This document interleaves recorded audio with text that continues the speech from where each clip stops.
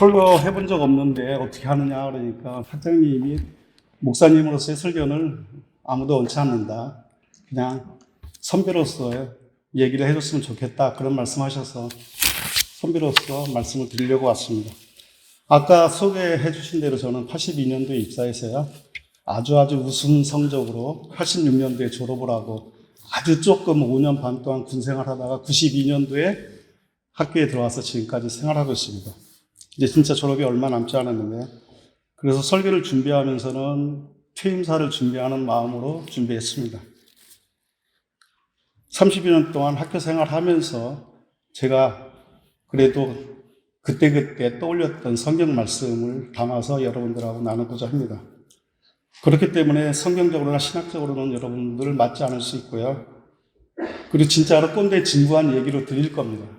그럼에도 불구하고 저의 경험이고 또한 여러분들에게 진정성을 담아서 드리는 말씀입니다.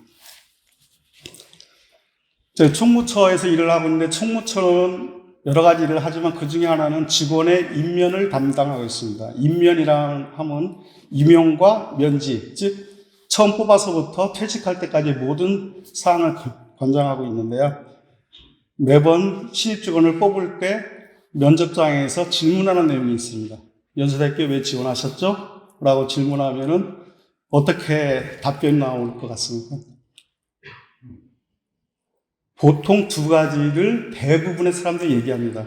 일반 사기업 다니는 것보다는 학교에 있는 것이 상당히 의미 있는 것 같다. 그렇지 않으면 훌륭한, 연세대학교 참 좋은 대학교인데 훌륭한 인재를 키우는데 내가 조금이라도 보탬이 되고 싶다. 이런 이야기들을 합니다. 그러면 제가 그렇게 하죠. 거짓말 하지 말고 진짜 이유 얘기해 보라고. 그러면 보통 당황해서 머뭇거리거나 아니면 피식 웃습니다. 그리고 잠시 정적 흐른 다음에 또 뭐라고 대답을 할 것 같습니다. 똑같은 말을 다시 합니다. 왜냐하면 외워왔기 때문에. 그럼에도 불구하고 제가 느끼는 것은 자기가 얘기했던 내용이 거짓말은 아니라고 생각하고 있습니다.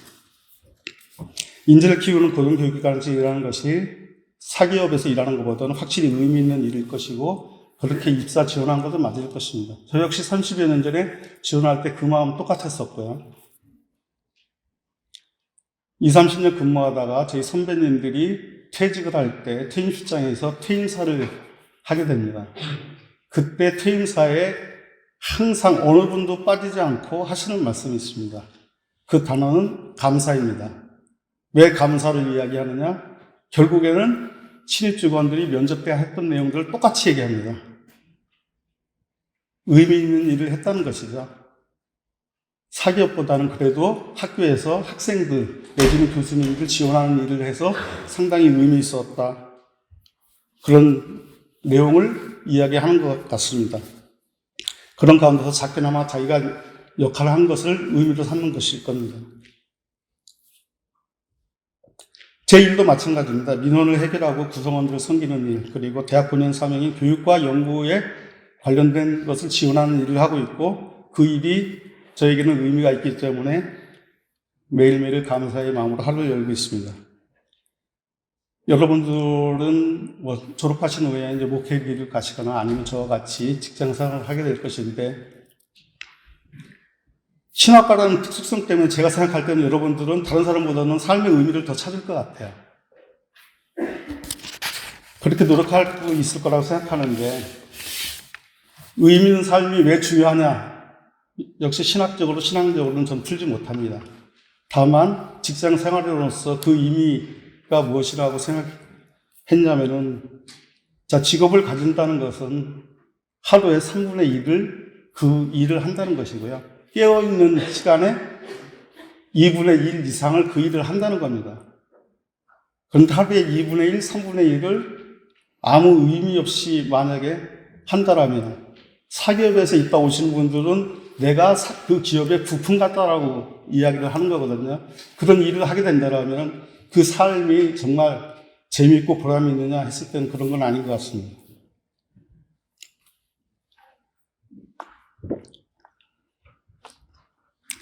그런 의미에서 오늘 주신 말씀이 저에게는 많이 다가왔었던 거죠. 지혜 있는 자는 궁창에 빛과 같이 빛날 것이요 많은 사람을 옳은 대로 돌아오게 한 자는 별과 같이 영원토록 빛나니라. 사실 많은 사람을 옳은 대로 인도하는 삶이 현실적으로는 쉽지 않을 겁니다. 그렇기 때문에 우리의 피부적으로 닿지 않죠.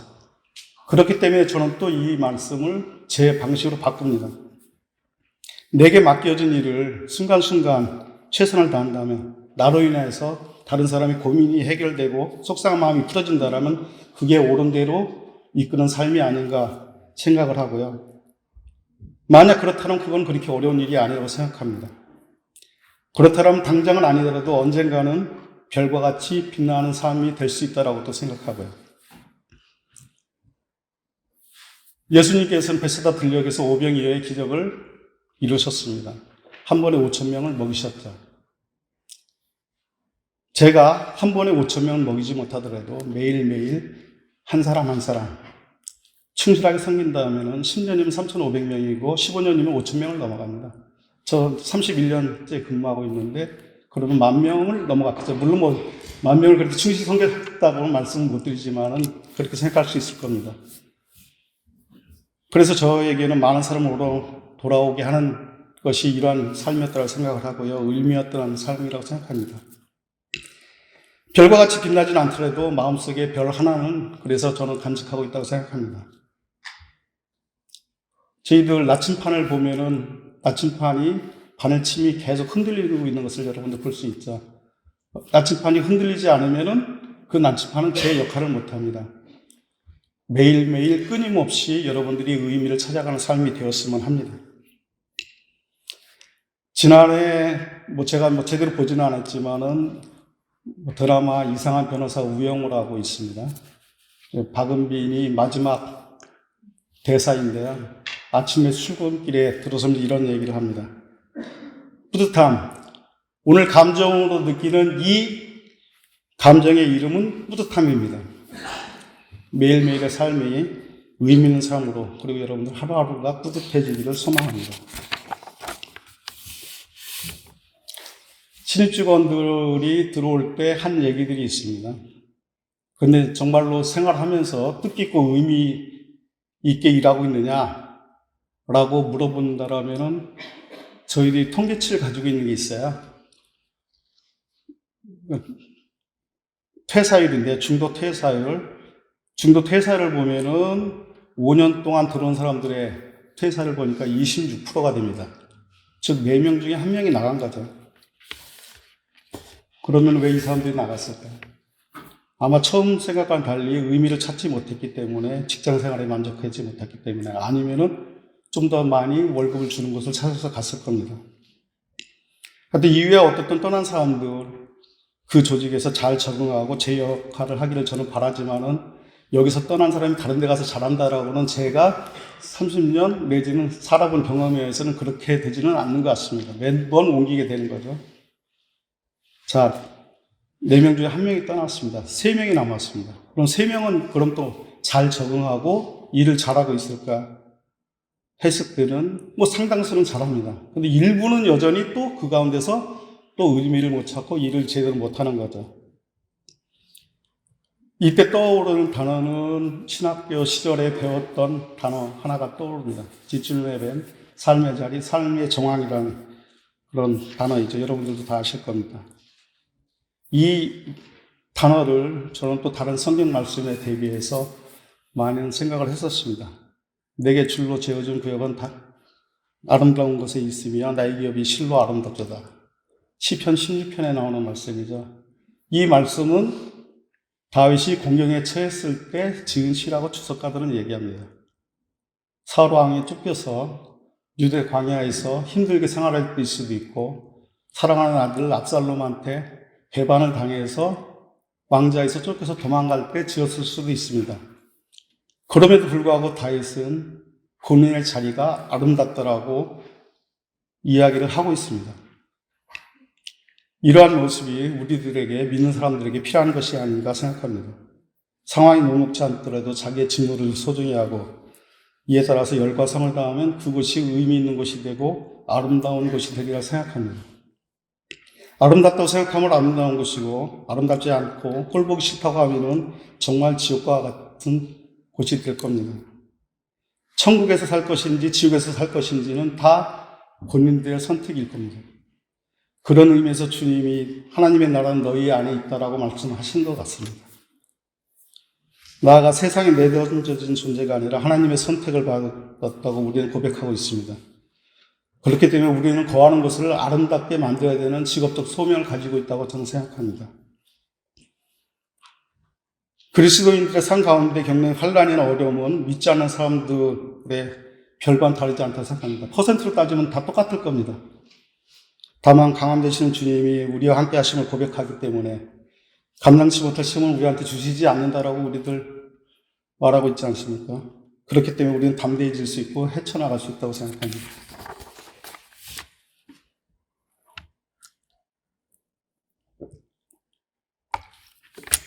넷 중에 3명이 남았습니다. 남았으면 대부분이 저와 같이 오랫동안 근무를 하게 됩니다. 여러분들도 나중에 직장 생활이나 아니면 목회를 해보시면 아시겠지만 아무리 좋고 편하다고 하는 그곳에도 힘든 일, 어려운 일, 곤란한 일들이 많이 있습니다. 근데 그 중에서 무엇이 곤란하고 가장 힘드냐라고 했을 때는 하나같이 하는 얘기가 있습니다. 인간관계의 어려움을 얘기합니다. 오랜 기간 지내다 보면은 결국에는 몇 사람하고는 등지고 척지게 되는 그런 모습들을 많이 볼 수 있습니다. 내 주위에는 왜 이렇게 나를 괴롭히고 못 살게 구는 사람들이 많은지 모르겠습니다. 걸리적거리고 꼴도 보기 싫은 사람들이 많은지 모르겠습니다. 여러분들 표현대로 하면 영혼을 탈탈 털어가는 사람들이 상당히 많이 있습니다. 다들 그렇게 얘기합니다. 일은 아무리 힘들어도 마상을 입히지는 않는다고.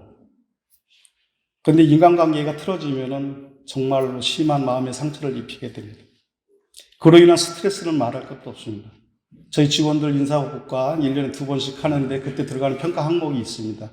스트레스 내성이라는 겁니다. 회복 탄력성이 얼마나 좋은지를 평가합니다. 그러니까 스트레스 내성이 없으면은 업무에서 그런 것들이 여러분들한테 불친절로 나타나거나 그렇기 때문에 스트레스 내성이라는 걸 평가하게 됩니다. 또 이러한 직장 생활 가운데서 저에게 주는 말씀은 전도서 4장 12절입니다.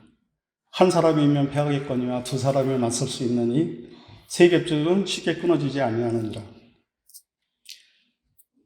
직장 생활, 사회 생활은 혼자 할 수 없습니다. 본인이 아무리 잘났더라도 돕고 다이로는 할 수는 없습니다. 돕고 도움을 받아야만 성과를 낼 수 있고 좋은 열매를 맺을 수 있습니다. 그런데 그 어렵다는 인간관계 어떻게 생각하면 상당히 쉽습니다. 우리가 다 알고 있는 내용인데 실천을 하지 못할 따름이죠. 예수님께서 마태복음 7장 12절로 말씀하셨고 우리는 그거를 황금률이라고 합니다. 남에게 대접을 받거냐 하는 대로 너희도 남을 대접하라.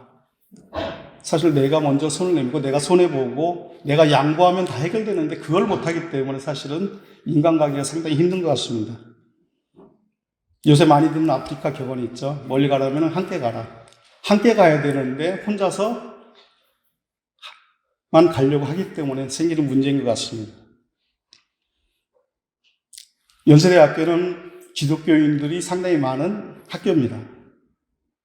그런데 주위에서 보면은 믿는다는 사람들의 그 자기 이익만 챙기는 약박한 모습을 볼 때가 상당히 많이 있거든요. 상당히 그럴 때는 마음이 아픕니다. 기독교인들이 오히려 베풀고 하는 것이 아니라 오히려 반대의 모습을 보일 때 그 모습 때문에 상당히 가슴 아픈 일들을 많이 겪고 있습니다.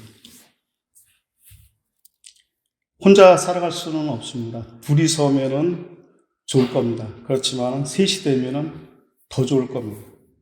삼각대가 튼튼하게 안정적으로 지탱하여 주듯이 셋은 돼야 쉽사리 넘어지지도 않고 끊어지지도 않습니다. 그리스도인을 우리는 다른 말로 예수 따름이라고 그러죠.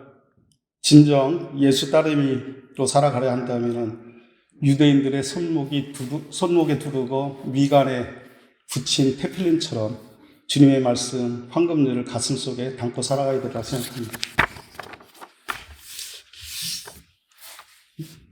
직장생활 이제 얼마 남지 않았습니다. 그렇기 때문에 요새 가뜩이나 이제 계속 저한테 다가오는 말씀이 있습니다. 명한 대로 하였다고 종에게 감사하겠느냐. 이와 같이 너희도 명령받은 것을 다 행하는 이의 얘기를 우리는 무익한 종이라. 우리는 무익한 종이라. 우리가 하여야 할 일을 한 것뿐이라. 누가복음 17장에 나오는 말씀입니다. 지금까지 의미 있는 삶을 얘기하다 저는 지금 무익한 종 얘기를 했습니다. 사람들은 말합니다. 꼭 필요한 사람, 있으나 안 하는 사람, 없어야 될 사람. 우리는 꼭 필요한 사람이 되어야 되는 게 맞습니다. 조직에서도 꼭 필요한 사람을 필요로 합니다. 그런데 정말 꼭 필요한 사람이 많이 있어야 되느냐라는 걸 따져봤을 때는 어떤 조직에 있어서는 꼭 필요한 사람이 문제를 일으킬 수가 있습니다. 왜냐? 그 조직에 그 사람이 없으면 그 조직에 안 들어간다면 그거는 안 되는 상황이고 잘못된 상황이기 때문입니다. 우리는 꼭 필요한 사람이 되어야 되지만 더 나아가서 있으나 마나한 사람이 되어야 됩니다. 왜? 꼭 필요할 때 그러한 조직을 만들어 놓을 수 있기 때문입니다. 요선시대의 백성들이 등 따스고 배부르더니 왕이 무엇냐? 왕 누군지 모르겠다라고 한 것처럼 우리가 진정 뛰어난 리더라면 그러한 모습을 보여야 되리라 생각합니다. 또 다른 관점에서 무익한 종을 생각해 보았습니다. 본인이 무익한 종이라고 생각하면 그 중에 10중 8구는 제가 봤을 때는 겸손한 사람입니다. 사람들은 나이가 들수록 지위가 높을수록 남의 말을 안 듣죠. 고집 세워지고 무시하고 자기 주장만 펼치는데 꼰대 모습들이죠. 주위에 꼰대 부장들 저희들 많이 볼 수 있지 않습니까? 무익한 종은 그런 모습이 아니라고 판단하기 때문에 우리는 무익한 종이 되어야 된다고 말씀드립니다. 히말라야의 높은 산을 올라가는 사람들은 열심히 올라가서 얼마나 머물다 있다 내려오나요? 보통 10분 내외 머물다 내려옵니다. 높은 데에 올라갔으면 내려올 줄을 알아야 되는 건데 사실은 저희들이 그런 모습을 보이지 못하고 있습니다. 여기 계신 분들은 우리는 높은 데 올라가더라도 빨리 내려올 수 있는 그런 모습을 보여야 되리라 생각합니다. 각자 나름의 무익한 종의 개념을 정립하면서 다가올 미래를 준비하였으면 합니다. 이제 제 말씀을 마치려고 합니다. 연세대학교와 관련된 노래들이 많이 있죠. 교가라고 하는 연세 노래도 있고요. 그리고 행사 때마다 부르는 연세 찬가, 그런 칡을 맨 마지막에 보면 찬송가 630장, 진리와 생명 되신 주, 그리고 각종 응원가들. 저는 그런 노래보다 정말 좋아하는 학교 노래가 하나 있습니다. 백양로의 노래라는 거고요. YBS에서 방송 시작할 때 시그널 뮤직으로 나옵니다. 울창한 숲 사이 곱게 뻗은 이기든 이런 노래예요. 제가 이 노래를 좋아하는 이유는 가사 때문이고요. 1절과 2절 가사에 이런 내용이 있습니다. 봄, 여름, 가을 없이 몇 해를 건너라면 나 아닌 또 하나의 나와 함께 걷는 길. 나 아닌 또 하나의 나와 함께 걷는 길. 어느새 우리 얼굴이 하늘을 닿는 길. 어느새 우리 얼굴이 하늘을 닿는 길. 여러분이 백양로를, 교정을 몇 해를 걷는다가 떠나게 될 것입니다. 그때 진리와 자유, 그리고 나 아닌 또 하나의 나를 찾기를, 그리고 하나님의 형상을 닿기를 소망합니다. 교문을 나설 때 각자에게 맡겨진 하늘의 사명을 다하기 위하여 담대한 발걸음을 내딛기를 소망하겠습니다. 감사합니다.